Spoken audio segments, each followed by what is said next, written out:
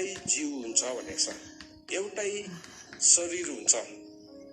पति र पत्नीलाई जब पनि हेर्छ स्वर्गले कसरी देख्छ भन्दाखेरि चाहिँ एउटै शरीरको रूपमा देख्छ, एउटै शरीरको रूपमा।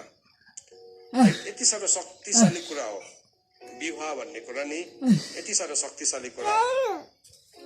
एउटै जीवको रूपमा देख्छ।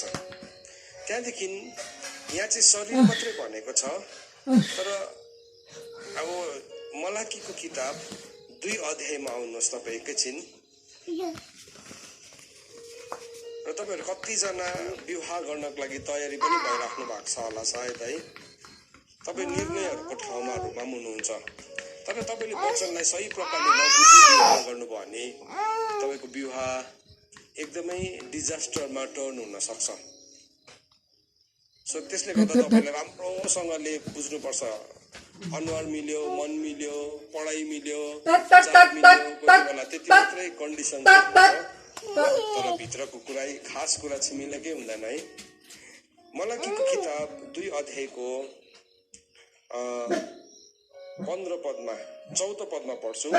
तिमीहरू सोध्छौ किनभने परमप्रभु तिमीहरू र तिमीहरूका जवानीपनको स्वास्नीको बीचमा गरिएको करारको साक्षी हुनुहुन्छ।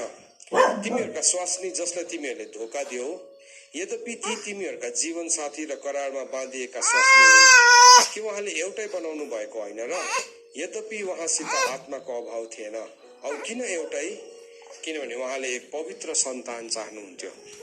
विवाहको मेन पर्पस जब पनि एउटा मान्छे इन्डिभिजुअली जिरहेको हुन्छ, तपाईँ विवाह नगरिकन जिराख्नु भएको हुन्छ, तपाईँ एउटा पवित्र सन्तान हुनुपर्छ।